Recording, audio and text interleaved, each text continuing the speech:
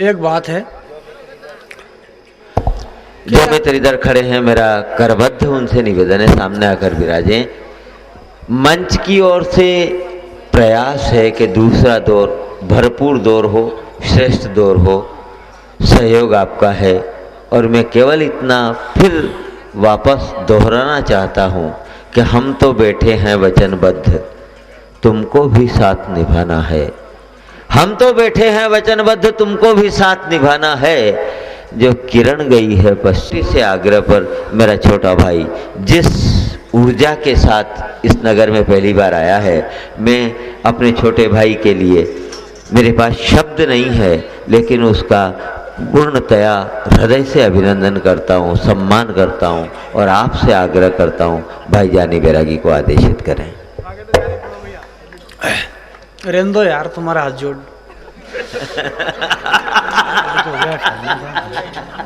मतलब शुरू हुई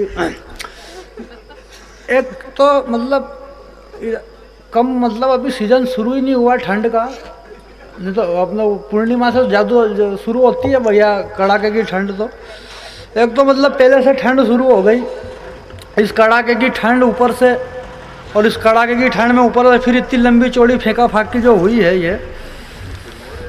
अब यार कोई मेरे को तो कोई तकलीफ भी नहीं, जो मर्जी पड़ा वो बात करो। अब मैं तो रोक भी नहीं सकता हूँ ना। मैं आपके हाथ जोड़ करके निवेदन करना चाहता हूँ और एक कविता आपके बीच में सुनाने की कोशिश करूँगा, और थोड़ी देर के लिए मेरे को भी कवि समझ के सुन लो। समझ ही नहीं रहा है, अब ठीक है, देखो सुना रहा हूँ कविता। मतलब एक चिट्ठी मेरे पास में आई थी, वो चिट्ठी मैं दोहराना नहीं चाहता हूँ, इसलिए नहीं दोहराना चाहता हूँ कि अपने कोई लेना देना नहीं है, पर मेरे को ऐसा लगा कि यार आजकल हम भी मतलब इस वेद व्यास के मंच पे बैठ के ज़्यादा ही फेंकने लग गए। एक बात बहुत बढ़िया कुमार भाई साहब ने कही थी। कुमार जी के लिए सिर्फ इतना, इस देश के अंदर मैं दो बात कहना चाहता हूँ, हालांकि मेरी इतनी बुद्धि प्रबल नहीं है, पर मुझे याद है कि इस देश के अंदर वर्तमान में सिर्फ दो कवि ऐसे रहे हैं। जानी बैरागी को आज आपने सुना है, कल अगर साल भर बाद फिर कवि सम्मेलन होगा तो आप यही कहेंगे, बोले यार उसको रहने दो, हमने गए साहब बार सुन लिया है। देश के हर कवि के लिए आप ये कह सकते हैं। डॉक्टर कुमार विश्वास जी को आपने इतनी बार सुना होगा, आखिरी में आप इनसे ये कहेंगे, बोले नई वाली कविता सुनाओ। इस देश के अंदर दो कवि ऐसे हुए हैं, एक कवि हुए डॉक्टर उर्मिलेश जी, जो इस समय हमारे बीच में नहीं रहे। उनकी एक कविता थी वंदे मातरम, जिसको लोग सैकड़ों बार सुनना चाहते थे। और एक कवि हैं आदरणीय हमारे जगदीश भाई साहब, जिनकी बदनाम बस्ती को लोगों ने हजारों बार सुना, इसके बाद भी उस कविता की मांग होती है। देश में ये सिर्फ दो कवि, ये मैं इसलिए कह रहा हूँ कि मैं ऐसी बातें कर लेता हूँ।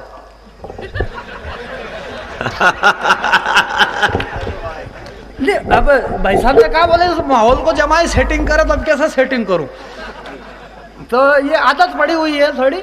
तो कहने का मतलब कि हमारा भाई साहब बीच में बैठे हुए हैं, तो मैं आपके बीच में ये कहना चाहता था इन सारी बातों से कि ये जो पवित्र मंच है, वेद व्यास का मंच है, जहाँ ये यज्ञ होता है कवि सम्मेलन का, जिसमें शब्द रूपी घी की आहुतियाँ डाली जाती है, और कहीं ऐसे शब्द का इस्तेमाल नहीं होना चाहिए। कई बार हम ऐसी बातें कर देते हैं, परंतु वो मजबूरी हुआ करती है कि करना पड़ता है। कुमार भाई साहब ने भी कहा, बोले सामर्थ्य का सबसे बड़ा नाम सचिन तेंदुलकर, और सम्मोहन का सबसे बड़ा नाम क्या अमिताभ बच्चन, और सुंदरता का वो क्या ऐश्वर्या राय। तीनों को अगर इस माइक पे खड़ा कर दिया जाए तो वो भी इतनी देर तक आपके बीच में खड़े नहीं रह सकते जितनी कविता में ताकत है। अब ये एकदम सरासर फेंका फाकी है।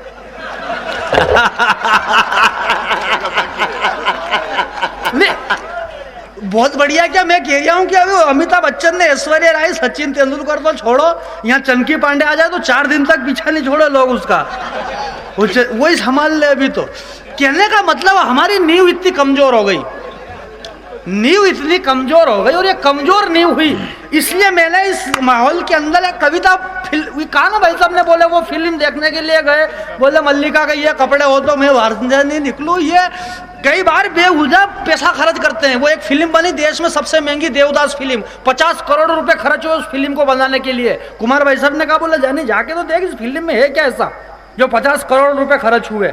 डायरेक्टर ने ऐसा क्या किया, फिल्म देखी तब जाके पता चला कि 50 करोड़ क्या, उसमें से 5 करोड़ की तो दारू ही लग गई।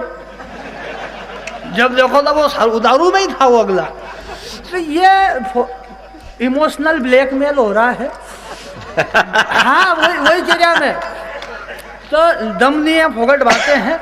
समय बदला, सत्ता बदली, सिंहासन पे शहंशाह बदल गए, पाने को सत्ता सुंदरी, अच्छे अच्छे के दिल मचल गए। उल्लू आईने में देख देख के शर्माने लगे, बूढ़े बूढ़े भी खटिया सरकाने लगे। और इस कदर सरकार बनी थी देश में अटल बिहारी की, राजनीति का स्तर इतना गिर गया। मैं राजनीति पे इसलिए भी नहीं बोलना चाहता हूँ कि बंदरों ने भी बंद कर दी बिल्कुल अपनी उछल कूद। और भाई साहब ने कहा कि कविता अविता, मैं तो खैर इतना ज्ञान नहीं है मेरे को, चला लेता हूँ काम। बंदरों ने भी बिल्कुल बंद कर दी अपनी उछल कूद। और इस पंक्ति में शायद आप हाथ खोले या ना खोले, पर मेरे को ऐसा लगा कि मैंने ये ढंग से लिख दी। वाह, वही कर रही, अच्छा कला याद दिला दिया। अब ये 2 मिनट की पहलना ही पड़ेगी मेरे को। वाह। नहीं, वो क्या हुआ कि जंगल के अंदर चुनाव आया तो सारे जानवरों ने मिलकर के एक बंदर को पकड़ लिया। उस बंदर से कहा, बोले तू यार इस शेर के सामने चुनाव लड़। उस बंदर ने कहा, बोले तुम्हारा दिमाग तो खराब नहीं है, मरवा हुआ क्या शेर के सामने? अरे बोला हम सब तेरे साथ है, तू लड़। वो बंदर योग से चुनाव लड़ा तो जीत गया। उस शेर का दिमाग खराब हुआ, उसने एक बकरी के बच्चे को उठाया, भागा। सारे जानवर उस बंदर के पास गए, बोला साहब वो शेर हमारे बच्चे को उठा के भाग गया। बंदर ने कहा, बोले तुम टेंशन मत पालो, तुम्हारा साथ हूँ। बंदर ने शर्ट वर्ट डाली, सिगरेट जले, बोले चलो अब चुनाव जीता तो सिगरेट तो पिएगा, उसमें क्या तकलीफ है। लोग तो चुनाव जीतने के बाद पता नहीं क्या क्या पी रहे हैं। हमारे उधर तो धार जिले में, वो झाबुआ जिले में से ऐसे ऐसे विधायक और सांसद विधानसभा में बैठ गए जो फ्रिज को अलमारी समझ के उसमें टोपी रख दे और शाम को चपड़ासी को डांटे, बोले ये गीली कैसे हो गई, जल्दी बता वरना सस्पेंड कर दूंगा।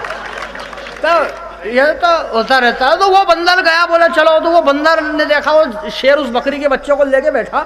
वो बंदर भी एक झाड़ के ऊपर चढ़ा, 5 मिनट तक उछल कूद करता रहा। जानवरों ने कहा, बोले वो शेर हमारे बच्चे को खा जाएगा। बोले तुम बिल्कुल टेंशन मत पालो, मैं तुम्हारा साथ हूँ। 10 मिनट तक फिर उछल कूद करता रहा। जानवरों ने कहा, बोले वो शेर बच्चे को खा जाएगा। बोले बिल्कुल टेंशन मत पालो, तुम्हारा साथ हूँ। 1 घंटे तक वो बंदर उछल कूद करता रहा। जानवर ने कहा, बोले तुम यहाँ उछल कूद कर रहे हो, शेर बच्चे को खा जाएगा। बंदर ने कहा, बोले देखो दादागिरी कोई भी नहीं करेगा। तुमने सबने मिलकर कहा कि चुनाव लड़ो तो मैं चुनाव लड़ा।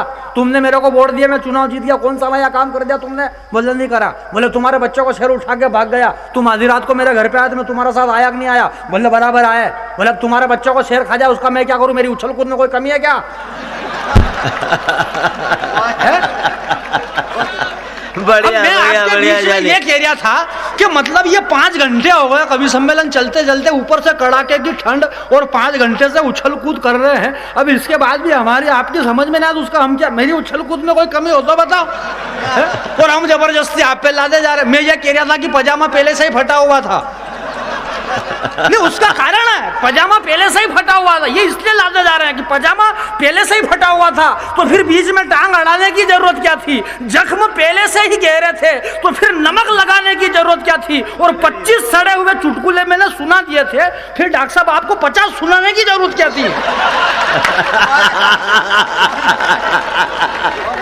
बढ़िया बढ़िया बढ़िया बढ़िया बढ़िया। कहने का मतलब ये है, वरना ऐसी कोई खास बात नहीं है। सुनो, एक कविता सुनाता हूँ आपके बीच में।